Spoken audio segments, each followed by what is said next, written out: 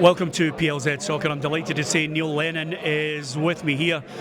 Neil, Scotland looking forward to the World Cup. We're certainly looking forward to it. From a neutral point of view and an outsider on it, how do you rate their chances after that emphatic win over Bolivia? Well, they've had two great results in the warm-ups, which is always good psychologically going into the tournament, but it doesn't really matter. It's all on the day when the tournament starts. But yeah, I mean, the squad looks good. I think they've done wonderfully well, Peter. First of all, to qualify automatically from a really difficult group, and that gives you confidence going into the tournament. So yeah, I think all the games are going to be difficult in their own way, but if they can get off to a win against Haiti, that'll set them up to qualify from the group. Morocco, very good side, and we all know about, obviously everyone knows about Brazil. And Scotland always seem, no matter whatever tournament they're in, they always get the hard groups. But I think this one, I think they're going in with quiet confidence about them, and rightly so. 4-4-2, two strikers. This is filling us full of optimism. You know what Scottish people are like. You know, Bolivia beat Brazil, so we're now saying to ourselves, we should be maybe planning for July 19th, the World Cup final. But what does Steve do now with two good wins in the friendlies? How does he approach Haiti? Because there is a danger of saying, oh, we should automatically beat them. Yeah, look, there's no guarantees, and Steve will be aware of that. But obviously Lawrence Shankland's in brilliant form going into the tournament. And I would say he would start. I think the midfield's fantastic. You know, they started with McGinn last night. You think he's going to come into his form towards the end of the season. The Premier League in Europe was magnificent. McTominay, you know, Ferguson, Ryan Christie look good. I mean, these boys are all going to peak at the right time. Gannon Doak, I think, is going to be a real asset for them against Haiti. So I think he'll definitely start as well. I think he just needs to find the balance between having good attacking players out there and obviously that defensive structure behind, which all came in place last night against Bolivia. An overview from you, should we be looking to that 3 points against Haiti and thinking we can get through? Because there is a really strong chance for teams with 3 points. Listen, I wouldn't back Scotland not to beat Morocco. You know, I think they could on their day, but Morocco are a top side. I mean, they played in the semi-final of the last World Cup.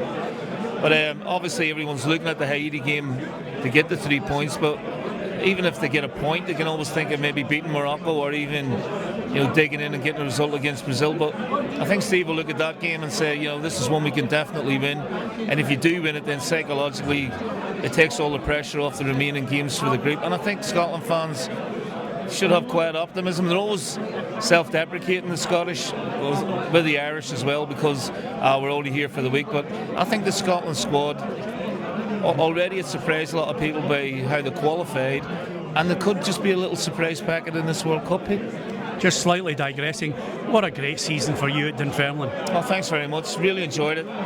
It's a real first full season, and you know, to have the playoffs and then obviously the cup final, the players covered themselves in glory, but we want to build on that now. Obviously we came away with nothing, but it just gives you an appetite to go back for more. You must be tremendously proud, because I mean, I thought you were, you know, in a really good position. Obviously the goalkeeper was a blow for you, but I thought you were in a really good position to at least get to the playoff final. Yeah, I mean, we played really well against Thistle, and then obviously a couple of mistakes cost us in the second leg against a very good Thistle side, it has to be said. But that's what you get with young players, you know, inconsistency. We've had that majority of the season, but they've had a full season behind them now, and they've had the experience of playing in a cup final against, you know, a team of the calibre of Celtic, and all that, you know, will add to their sort of build up in their career, their profile as they go along, and stand them in good stead for the upcoming seasons. But yeah, we know we've got a good nucleus of a very good squad, but we're going to lose some players, so we have to get the recruitment right for the start of next season. I'm slightly biased because I know how good you are as a manager. I know you hate getting beaten at anything, so from that point of view, I'm looking at Dunfermline. You've raised the bar, you've raised the expectation. What are you feeling right now about next season, when people will maybe be expecting a wee bit more from Neil Lennon's Dunfermline side? Well, I don't know how much more we can do than get the cup final. In terms of the league, you know, we finished fourth, so we'll be looking maybe to, you know, better that. and it's an attritional league. There's only one team goes up, which is very, very difficult to do. We were 20 points behind St Johnstone, 15 behind Partick Thistle, so we have to look at making that up, and that's a big gap to make up, but it's not insurmountable. But we're excited about it. We've had a good feel for it, and we're looking forward to the challenges that lie ahead. Yeah, listen, one of your old gaffers is now got the Celtic job. Any great surprise? What's your take on it? I'm delighted. I think he earned the right to be the Celtic manager. I think it should have been his decision, his alone. But now he's in the hot seat again. Expectation changes now. He's no longer the interim. He's no longer sort of filling in for anyone. So that the pressure sort of shifts. But he'll be well aware of that. And he did a magnificent job last year. What they won't want to do is have the same sort of season they had last year, where they were so inconsistent and lost far too many games. So I think they're in for a big summer recruitment wise, and I think they've got the right man at the helm, albeit how long that's going to be, we don't know. The power he had the first time around. He's got to try and, which he did do in a short term, he's got to try and get the club back together. It seems broken to me. How difficult a job will it be trying to get supporters, the board, everybody going in the same direction? Well, I think his announcement has pleased a lot of supporters, first of all. So that settles things down a little bit. There is a disconnect between fans and the board and the club, and that didn't help. So that needs to be resolved one way or the other. I'd like to see Celtic Park, the connection back, and we saw that towards the end of the season when the team really needed it. And then I think recruitment's got to be a lot better than it was last season, and I'm sure it will, because there's been changes from last season to this. I think the club's more stable now with Martin at the helm.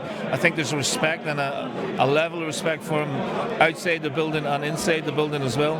And hopefully he'll get to be far more assertive now and in control of things. Do you think there's a pressure on Dermot to make sure he backs him? Because everybody wants to see those European nights with Celtic gaining a little bit of credibility. I think there'll be a budget, right, Peter, for the Champions League or for the Europa League, and I think they've got to maximise the budget for Martin. So I'm sure there'll be talks going on, and Martin will hopefully get what he wants. Now, as Celtic managers, we always want more, but that can't be always the case.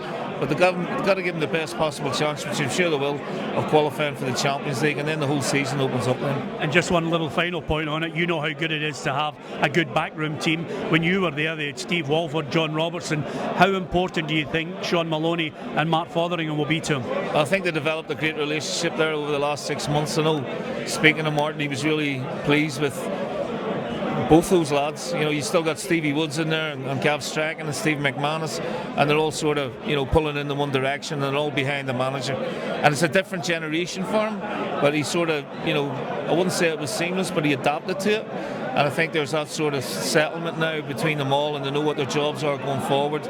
So there's a settled place there in Lennoxtown. Now the hard work begins in terms of recruitment and keeping their best players for next season, but that won't be easy either.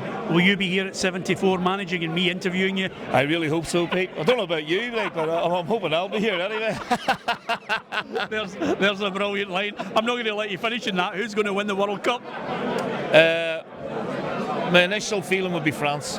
Okay, don't forget to subscribe to PLZ Soccer, and the reason for that is I want you all back here when he's 74 and I'm interviewing him. Thanks for watching.